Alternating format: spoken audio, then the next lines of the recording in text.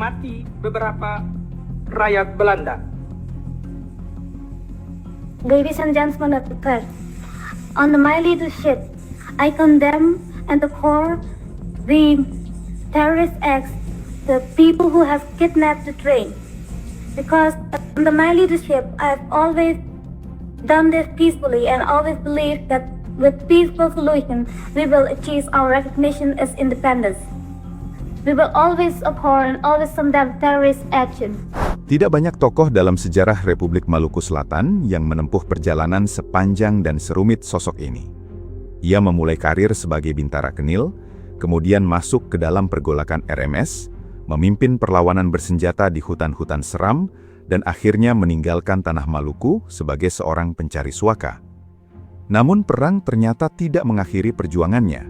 Di Belanda, ia kembali muncul dengan gelar yang tidak pernah ia sandang dalam jenjang militer Kenil, Jenderal RMS. Dari sana ia menantang kepemimpinan RMS yang telah ada, membangun jaringan politik sendiri, membawa persoalan Maluku Selatan ke New York, dan kemudian bergerak hingga Afrika.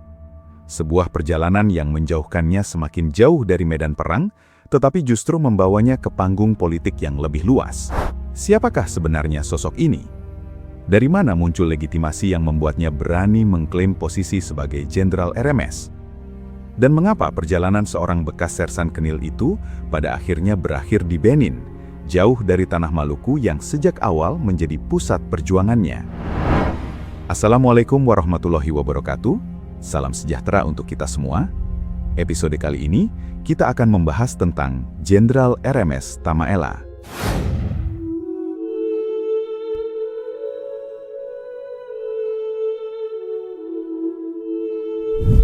Isaac Julius Tamaela lahir di Amahai, Maluku Tengah pada 13 Desember 1914. Ia tumbuh dalam lingkungan sejarah yang menempatkan masyarakat Maluku dalam hubungan yang erat dengan militer kolonial Belanda. Ketika dewasa, Tamaela memasuki Koninklijk Nederlands Indisch Leger atau KNIL, tentara kerajaan Hindia Belanda, dan menempuh karir sebagai seorang prajurit profesional. Pengalaman militernya kelak menjadi modal penting ketika tatanan politik Hindia Belanda runtuh dan Maluku memasuki masa penuh ketidakpastian. Dalam struktur KNIL, Tamaela tidak pernah mencapai jenjang perwira tinggi. Posisi terakhir yang disandangnya adalah Sersan Mayor. Posisi itu menempatkannya sebagai bintara yang telah memiliki pengalaman dalam kehidupan militer, tetapi belum berada pada lingkaran komando tertinggi. Fakta ini penting karena perjalanan karir Tamaela setelah 1950 menunjukkan perubahan kedudukan yang sangat tajam, dari seorang bintara dalam tentara kolonial menjadi salah satu figur dalam struktur militer sebuah pemerintahan yang memisahkan diri dari Republik Indonesia. Perubahan keadaan tersebut bermula ketika Belanda menyerahkan kedaulatan kepada Republik Indonesia Serikat pada 27 Desember 1949. Salah satu konsekuensinya adalah pembubaran KNIL. Para prajuritnya harus menghadapi persoalan mengenai masa depan mereka setelah institusi tempat mereka berkarir selama bertahun-tahun tidak lagi dipertahankan. Pilihan yang tersedia mengarah pada dua kemungkinan utama: bergabung ke dalam Angkatan Perang Republik Indonesia Serikat atau dipindahkan ke Belanda. Bagi kalangan militer KNIL asal Maluku, persoalan tersebut berlangsung bersamaan dengan pergolakan politik di Indonesia Timur yang membuat masa depan mereka semakin tidak menentu. Tamaela termasuk bintara KNIL yang berada di Ambon ketika masa transisi itu berlangsung. Kedudukannya menjadi menarik karena ia berada tepat di antara dua tatanan yang sedang berubah. Struktur militer yang selama ini menjadi tempat pengabdiannya sedang dibubarkan, sementara arah politik baru di Maluku belum menemukan bentuk yang stabil. Dalam keadaan seperti itu, status seorang prajurit tidak lagi semata-mata ditentukan oleh pangkat dan kesatuan, melainkan mulai bersinggungan dengan persoalan yang lebih luas, kepada negara mana kesetiaan akan diarahkan, dan bagaimana masa depan masyarakat Maluku akan ditempatkan dalam susunan politik Indonesia yang baru. Ketegangan itu semakin tajam ketika Republik Indonesia Serikat bergerak menuju negara kesatuan. Di Maluku, sebagian kelompok politik dan militer menolak perubahan tersebut. Pada 25 April 1950, Republik Maluku Selatan diproklamasikan di Ambon oleh Johannes Hermanus Manuhutu dan Dr. Chris Sumokil. Proklamasi itu menandai lahirnya sebuah pemerintahan yang mengklaim berdiri sendiri, sekaligus membuka pertentangan langsung dengan pemerintah Republik Indonesia. Dalam perjalanan Tamaela, perubahan politik tersebut segera berimplikasi pada perubahan kedudukan. Pengalaman yang diperolehnya selama menjadi Bintara Knil membuatnya termasuk orang yang dapat diandalkan untuk membantu membangun perangkat militer RMS. Ia kemudian ditunjuk sebagai penasihat staf militer dan memperoleh pangkat letnan kolonel. Perubahan itu menandai lompatan yang mencolok dari pangkat terakhirnya sebagai sersan mayor dalam Knil menuju kedudukan perwira dalam struktur militer RMS. Kenaikan tersebut tidak dapat dipahami sebagai kelanjutan biasa dari jenjang karir Knil. Kedudukan baru itu muncul dalam keadaan politik yang sama sekali berbeda. RMS membutuhkan tenaga militer yang memahami organisasi, disiplin, dan tata komando, sementara sebagian besar sumber daya manusianya berasal dari lingkungan bekas Knil. Dalam susunan yang sedang dibangun itu, pengalaman Tamaela memperoleh fungsi baru.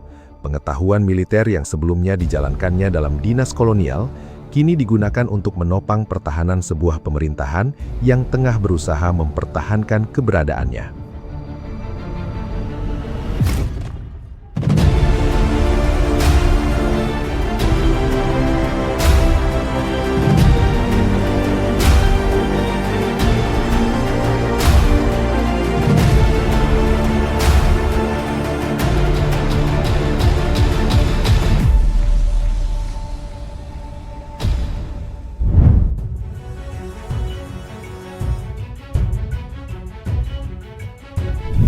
Pertahanan tersebut segera diuji ketika pertentangan antara RMS dan Republik Indonesia berkembang menjadi konfrontasi bersenjata. Pada Juli 1950, pasukan Republik Indonesia melancarkan operasi untuk merebut Ambon di bawah pimpinan Kolonel A.E. Kawilarang. Tamaela turut mengorganisasi bekas anggota Knil asal Maluku yang berada dalam barisan RMS untuk menghadapi serangan tersebut. Pertempuran di Ambon berlangsung keras dan menimbulkan korban besar di kedua pihak. Salah satu korban di pihak Indonesia adalah Letnan Kolonel Ignatius Slamet Riyadi, salah seorang komandan TNI dalam operasi penumpasan RMS di Ambon yang gugur dalam pertempuran tersebut. Ketika pusat kekuasaan RMS jatuh ke tangan Republik Indonesia pada November 1950, kekuatan yang sebelumnya bertahan di Ambon harus meninggalkan pusat pemerintahan dan mencari ruang baru untuk melanjutkan perlawanan.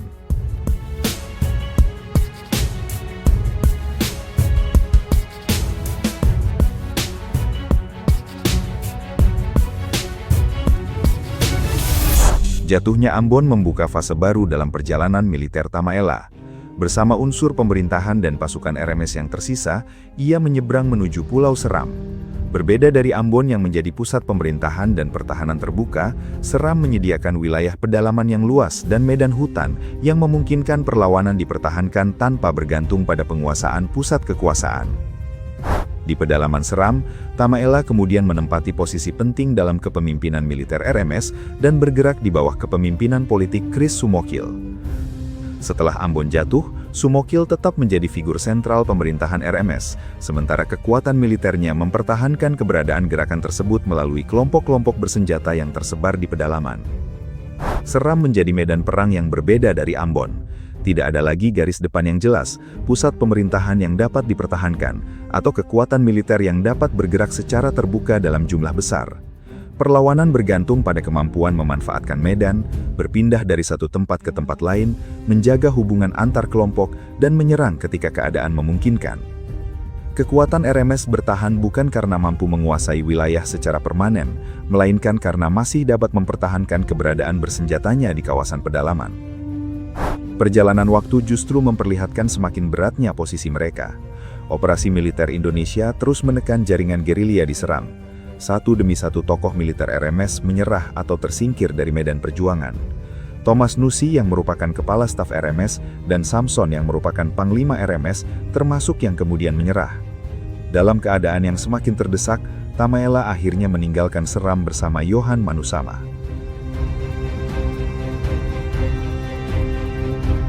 Kepergian itu membawa Tamaela keluar dari medan gerilya Maluku menuju Netherlands New Guinea, wilayah yang pada masa itu masih berada di bawah pemerintahan Belanda dan kini merupakan bagian dari wilayah Papua Indonesia. Di sana, ia terhubung dengan jaringan RMS yang menghubungkan Seram dengan New Guinea dan tercatat sebagai anggota misi RMS yang dikirim dari Seram ke wilayah tersebut. Dari medan gerilya, Tamaela kemudian memasuki kehidupan yang berbeda. Pada 1962, ia tercatat berada di Biak, Netherlands New Guinea, sebagai Komis 1 pada Dienst van Financiën.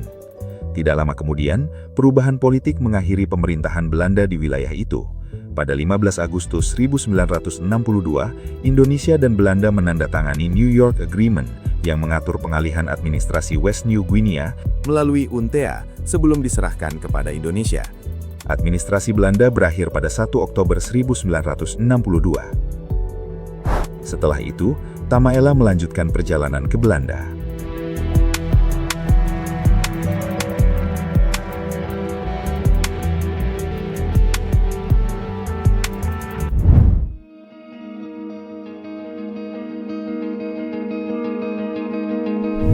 Dari Netherlands New Guinea, Tamaela kemudian melanjutkan perjalanan menuju Belanda. Keberangkatan dari wilayah yang saat itu masih berada di bawah pemerintahan Belanda tersebut menjadi tahap terakhir dari pelariannya setelah meninggalkan medan perjuangan di Maluku. Pada 1962, ia tiba di Belanda dan memasuki kehidupan yang sama sekali berbeda dari dunia militer yang telah dijalaninya selama bertahun-tahun. Pelarian tersebut memiliki konsekuensi yang berbeda dari pemindahan besar-besaran bekas anggota KNIL asal Maluku ke Belanda pada 1951. Tamaela datang bukan sebagai bagian dari program pemindahan militer yang terorganisir, melainkan sebagai pencari suaka politik. Status itu menandai perubahan tajam dalam kehidupannya. Dari pemimpin gerilya yang bergerak di medan perang, menjadi seseorang yang harus mencari perlindungan di negeri tempat ia pernah menjalani dinas militernya. Kedatangannya di Belanda berlangsung dengan sejumlah persyaratan. Pemerintah Belanda mewajibkannya menyatakan tidak akan terlibat dalam aktivitas politik RMS selama berada di negara tersebut, serta menerima perubahan status kewarganegaraannya. Setelah tiba pada 1962, ia ditempatkan di Zeist, Provinsi Utrecht, dan bekerja sebagai pegawai negeri sipil kelas 1, Komis Eerste Klas, pada Rijkswaterstaat, lembaga pemerintah Belanda yang menangani pekerjaan umum dan pengelolaan air. Perubahan profesi itu memperlihatkan betapa jauh Tamaela telah berpindah dari kehidupan sebelumnya. Selama lebih dari 1 dekade, aktivitasnya berpusat pada perjuangan bersenjata di pedalaman Seram. Kini, ia berada dalam lingkungan birokrasi sipil Belanda. Namun, kehidupan baru tersebut tidak serta-merta menghapus keterikatannya dengan persoalan RMS. Ia tiba di Belanda setelah bertahun-tahun terlibat dalam perlawanan bersenjata, berbeda dari gelombang besar ex-KNIL Maluku yang telah dipindahkan ke negeri itu pada 1951. Untuk sementara, kehidupan itu berjalan dalam batas yang telah ditentukan. Tamaela memiliki tempat tinggal, pekerjaan, dan status baru sebagai warga sipil, sementara secara formal terikat pada janji untuk tidak kembali menjalankan aktivitas politik RMS. Akan tetapi, masa tenang tersebut kelak hanya menjadi jeda dalam perjalanan politiknya.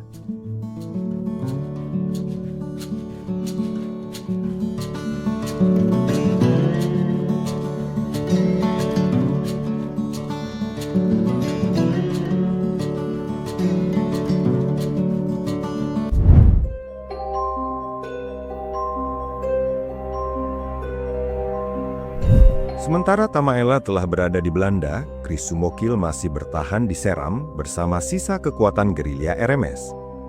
Tekanan militer Indonesia semakin kuat, sementara jalur logistik semakin terbatas. Para gerilyawan menghadapi kekurangan makanan dan amunisi, serta penyakit tropis yang berkepanjangan. Ruang gerak mereka pun semakin menyempit. Puncaknya terjadi pada 2 Desember 1963 ketika Sumokil akhirnya ditangkap oleh pasukan Indonesia. Penangkapan tersebut menandai berakhirnya fase utama perjuangan gerilya RMS di Seram. Sumokil kemudian menjalani masa tahanan hingga akhirnya dieksekusi pada 12 April 1966. Namun sebelum kematiannya, ia disebut telah menulis sebuah surat secara rahasia yang ditujukan kepada Tamaela. Surat tersebut kemudian dibawa keluar melalui jaringan kurir dan baru mencapai Tamaela di Belanda sekitar 2 tahun setelah ditulis. Pada 1968, surat tersebut sampai ke tangan Tamaela dan mengubah arah kehidupannya. Dalam surat itu, Sumokil disebut memberikan mandat kepada Tamaela untuk mengambil alih komando perjuangan politik dan memimpin rakyat Maluku di pengasingan. Dokumen tersebut juga dipahami sebagai bentuk ketidakpercayaan terhadap kepemimpinan sipil RMS di Belanda yang ketika itu berada di bawah Insinyur Johan Manusama. Berbekal mandat tersebut, Tamaela meninggalkan pekerjaannya di Rijkswaterstaat dan kembali memasuki arena politik.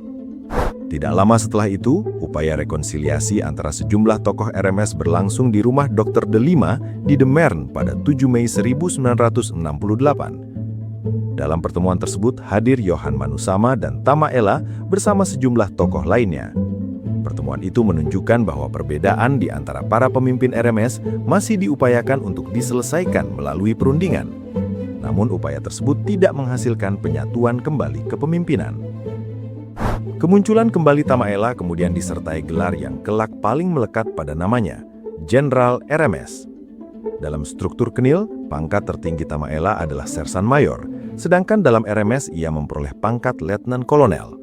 Gelar jenderal yang digunakannya di Belanda bukan kelanjutan dari jenjang pangkatan tersebut, melainkan bagian dari posisi politik baru yang dibangunnya berdasarkan mandat yang dikaitkan dengan Sumokil dan pengalaman militernya.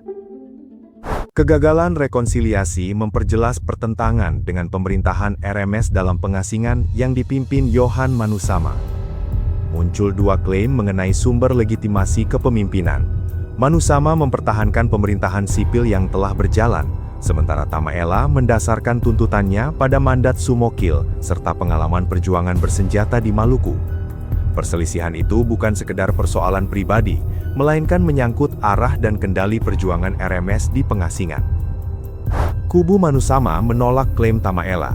Sebaliknya, Tamaela menarik diri dari struktur kepengurusan yang dipimpin Manusama dan membentuk faksi militer tandingan. Ia menyatakan dirinya sebagai pemimpin tertinggi atau presiden RMS yang sah berdasarkan mandat yang menurutnya diberikan Sumokil.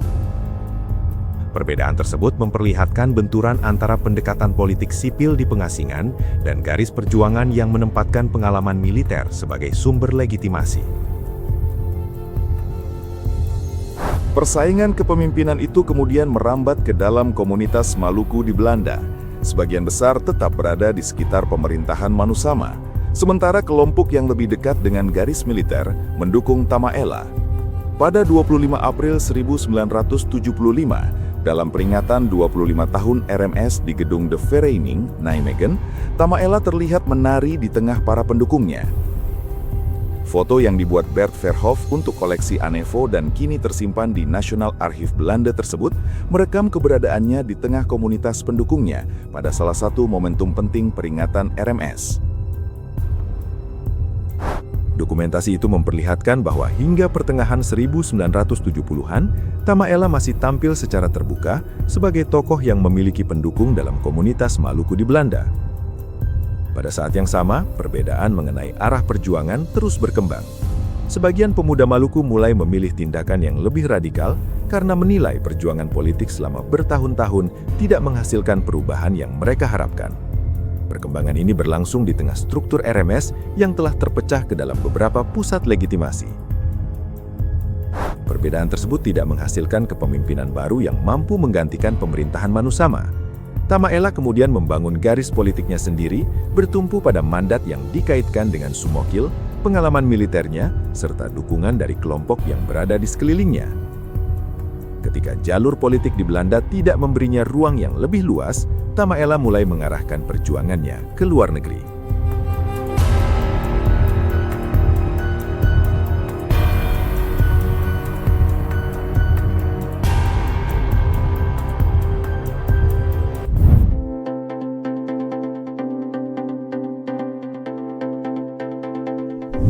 Medan yang kini dihadapinya bukan lagi komunitas pengasingan, melainkan ruang diplomasi internasional yang menawarkan kemungkinan baru untuk memperkenalkan persoalan Maluku Selatan.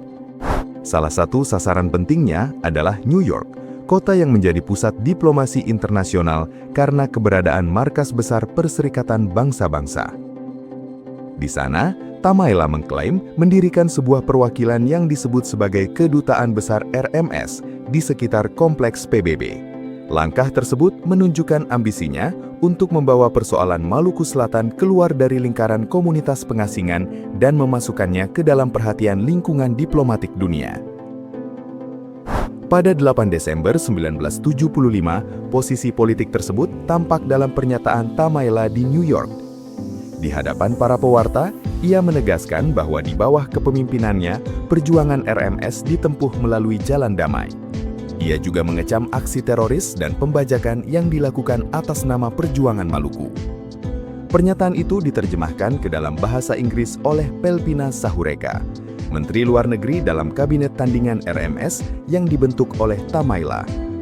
Sahureka merupakan salah satu rekan perjuangan politik terdekat Tamaela dan mendampinginya dalam berbagai misi diplomatik termasuk ke New York hingga Benin.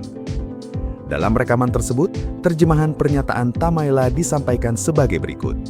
Tuan dan Nyonya Pewarta, pada kepemimpinan saya mengutuk aksi teroris, orang-orang yang telah membajak kereta, karena dalam kepemimpinan saya selalu melakukan ini dengan damai dan selalu percaya itu dengan solusi damai.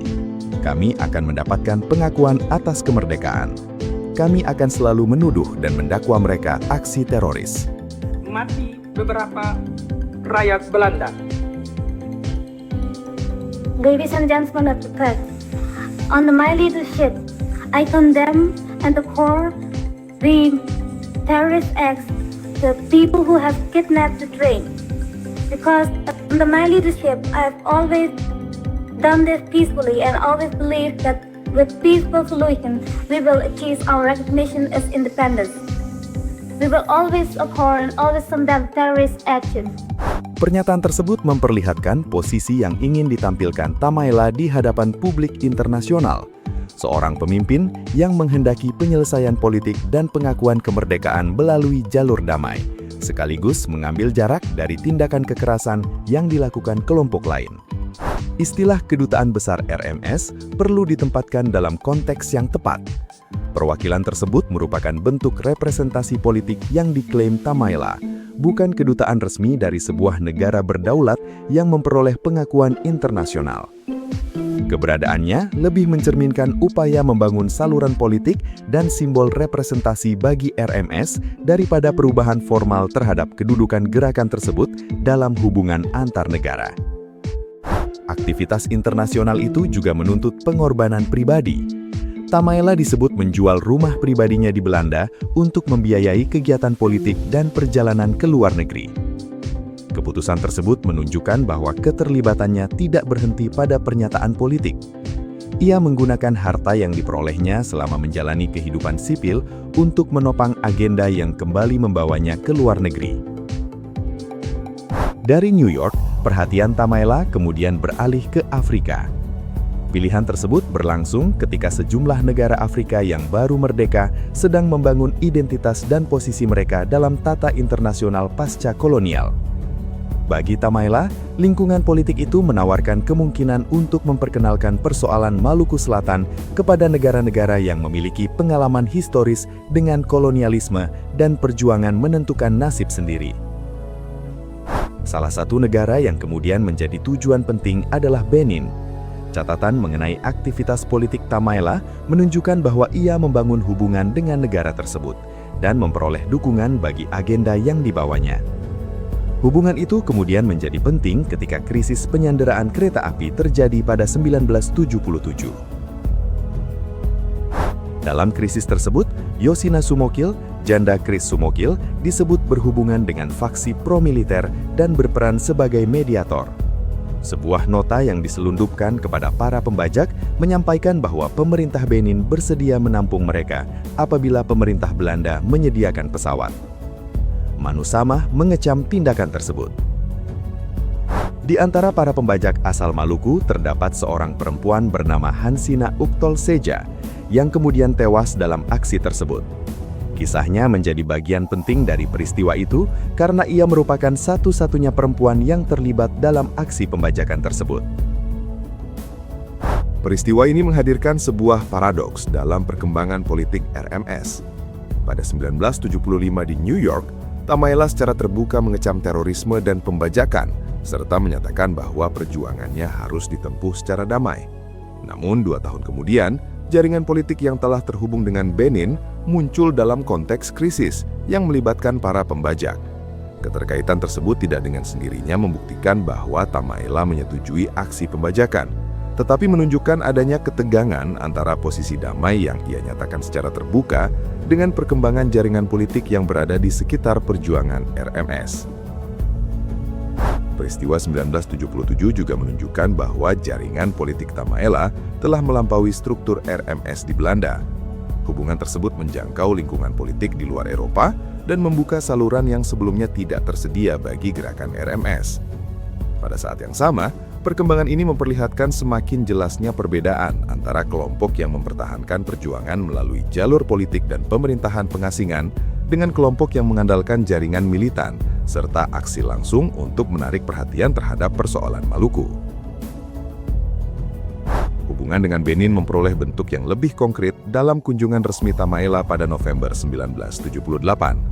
Dalam dokumentasi kunjungan tersebut, Tamaela tampak memeriksa barisan kehormatan dalam sebuah upacara resmi. Di sebelah kanannya berdiri Pelpina Sahureka. Kehadiran mereka dalam suasana protokoler tersebut memperlihatkan bahwa pada fase akhir kehidupannya, Tamaela telah bergerak dalam lingkungan politik kenegaraan di Afrika, sangat berbeda dari medan gerilya yang pernah menjadi bagian utama perjalanan militernya di Maluku. Namun, hubungan internasional tersebut memiliki batas yang nyata. Dukungan dari pihak luar tidak mengembalikan wilayah yang telah hilang, tidak membentuk kembali pasukan reguler RMS, dan tidak menciptakan pemerintahan yang dapat menjalankan kekuasaan di Maluku. Tamaela berhasil membawa persoalan RMS ke ruang politik yang lebih luas, tetapi tidak memiliki perangkat kekuasaan yang memungkinkan klaim tersebut diwujudkan kembali di tanah asalnya.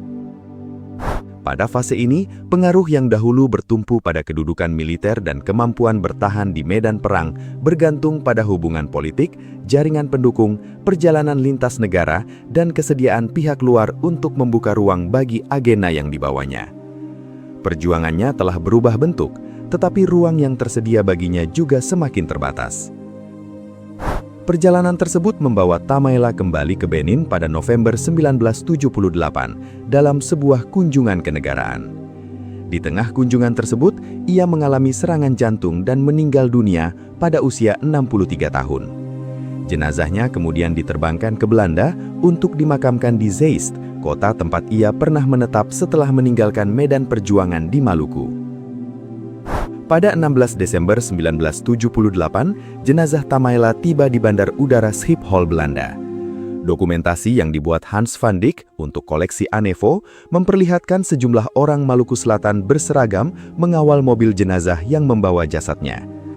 Foto tersebut menjadi penutup visual perjalanan seorang tokoh yang beberapa tahun sebelumnya masih tampil di tengah para pendukungnya, tetapi kini kembali ke Belanda sebagai jenazah setelah perjalanan terakhirnya di Afrika.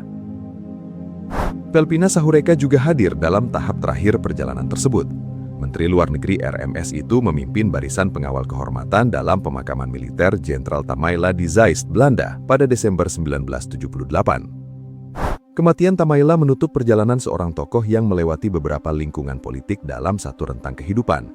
Ia memulai karir militernya sebagai Bintara Kenil, kemudian menjadi bagian dari struktur militer RMS, bertahan sebagai pemimpin gerilya di Seram, menjalani kehidupan sebagai pencari suaka di Belanda, muncul kembali sebagai tokoh yang mengklaim gelar Jenderal RMS, dan pada fase terakhir hidupnya bergerak dalam jaringan politik internasional.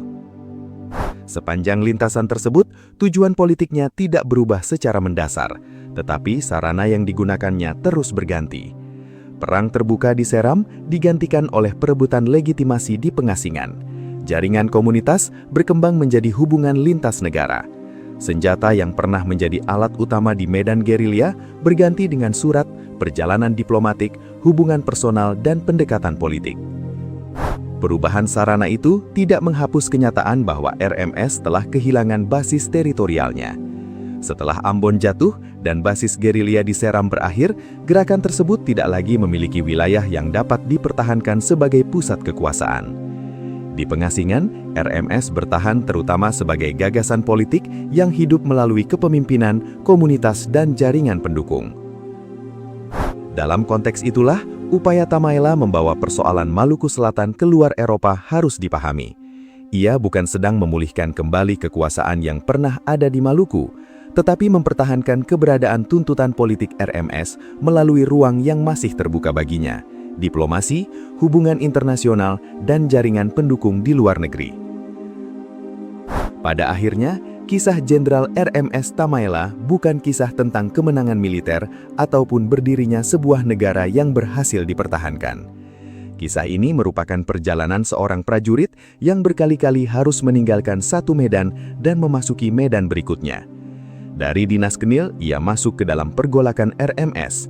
Dari Ambon, bergerak ke hutan Seram, dari hutan menuju Netherlands New Guinea, dari sana ke Belanda, kemudian menuju New York, dan akhirnya Afrika.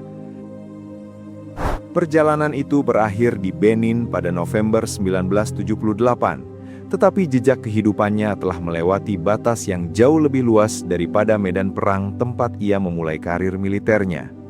Ia meninggalkan Maluku Selatan sebagai seorang pemimpin militer dan mengakhiri hidupnya sebagai tokoh politik dalam Pengasingan yang berusaha membawa persoalan Maluku Selatan ke panggung internasional.